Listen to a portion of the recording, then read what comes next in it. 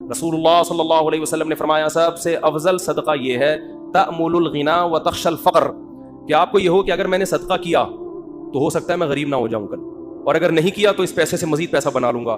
اس condition میں جب آپ صدقہ کرو گے تو نبی نے فرمایا یہ صدقہ سب سے افضل ہے، اس میں آپ کا دل بہت جلتا ہے، اور اللہ کا وعدہ ہے کہ جو اللہ کے لیے دیتا ہے وہ غریب تو ہوتا ہی نہیں ہے۔ صدقے سے کبھی مال ہم نے کبھی نہیں کسی سخی آدمی کو غریب ہوتے دیکھا، تو اس سے دنیا کی محبت کم ہوگی۔ حدیث مکمل کر کے بس بیان ختم کرتا ہوں۔ فرمایا جعل اللہ فقرہ بین عینیہ وفرق علیہ شملہ، جب دولت کو ہدف بنائے گا، مسلط کر لے گا، تو فقر کا پھندا اللہ اس کے سامنے لٹکا دیں گے۔ ہر وقت ڈر لگا رہے گا یار میں غریب نہ ہو جاؤں، پیسہ ہے، پلاٹ پڑے ہوئے، لیکن ڈر لگا رہے گا یار میں غریب نہ ہو جاؤں۔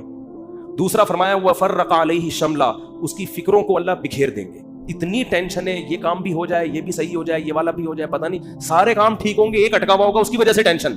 وہ یہ نہیں دیکھ رہا کہ میرے سارے کام ٹھیک ہو رہے ہیں، چلو ایک نہیں ہوا تو کیا ہے، تو اس کی فکروں کو اللہ بکھیر دیں گے، اسے پتہ نہیں چلے گا میری اصل ٹینشن ہے کیا، مجھے سکون ملے گا کس چیز میں، اتنی فکریں۔ اور فرمایا وَلَمْ يَأْتِهِ مِنَ الدُّنْيَا إِلَّا مَا قُدِّرَ لَهُ، اور جس دنیا کے پیچھے بھاگ رہا ہے ضروری نہیں کہ وہ بھی مل جائے، ملے گی اتنی جتنی اس کے مقدر میں اللہ نے لکھ دی ہے۔ یہ جو دنیا کے پیچھے بھاگ رہے ہوتے ہیں تو سب کو پیسہ تھوڑی مل جاتا ہے، بہت سے تو وہی موت تک روڈیں ہی ناپتے رہتے ہیں، سڑکیں ناپتے رہتے ہیں، ہاتھ میں کچھ بھی نہیں آتا ان کے۔ فرمایا ملے گا اتنا جتنا اللہ نے لکھ دیا، تو ٹینشن لینے سے کوئی فائدہ نہیں، تو ٹینشن نہیں لو بھائی۔ آپ کو کیوں نہیں بھائی آپ کو صبح آپ نے پراٹھا کھا لیا انڈے کے ساتھ، دوپہر کھانا مل گیا، رات کھانا مل گیا، ضرورت تو 2 وقت ہی مل 3 وقت رہا ہے، انجوائے کرو، مزہ ہے، کیا خیال ہے؟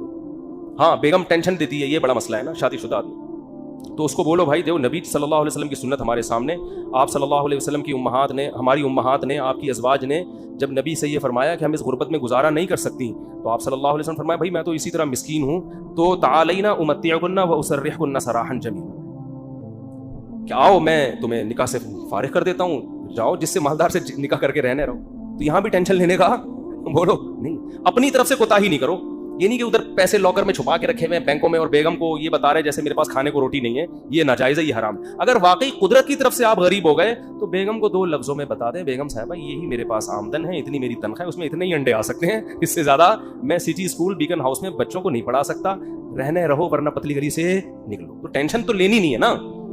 صاحب نے مجھے کہا کہ بھائی میرے پاس پیسے ہی نہیں بچتے، انڈے کے پیسے نہیں ہیں میرے پاس، میں بچے کو بیکن ہاؤس میں سٹی اسکول میں کیسے پڑھاؤں؟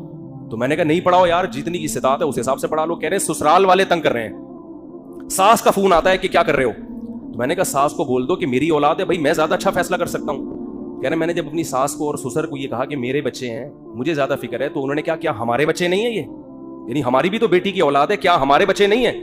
تو وہ داماد مجھے فون کر کے کہہ رہے ہیں کہ میری ساس سسر نے کہا کہ کیا یہ ہمارے بچے نہیں ہیں؟ تو حضرت اس بات کے آگے میں کیا ہو گیا؟ خاموش۔ میں نے کہا یہیں سے تو بات شروع ہوئی تھی، یہیں سے تو بات شروع ہوئی تھی۔ ان سے کہتے یقیناً آپ کے بچے ہیں، لہذا آدھی فیس آپ اور آدھی ہم دیں گے۔ زبردست کام ہو گیا، آٹو بچے ہو گیا۔ میں نے کہا انہوں نے تو خود جواب دے دیا، فری پھوکٹ کے بچے تو سارے محلے کے اپنے بچے بنا لو۔ میں نے کہا ان سے بولو سٹی اسکول کی آدھی فیس آپ دیں گے کیونکہ آپ کے بچے بھی ہیں، ورنہ صرف مشورے کی حد تک نہیں ہوتا یہ۔ تو میں نے کہا بھائی ٹینشن نہیں لی، جتنی تیرے اندر گنجائش ہے ٹھیک ہے، نہیں ہے تو نہیں ہے۔ تو اللہ سے دعا ہے، وقت پورا ہو گیا، ٹاپک پھر اگلے ہفتے انشاءاللہ مکمل کریں گے۔ اللہ تعالی ہم سب کو سمجھنے کی، عمل کی توفیق عطا فرمائے۔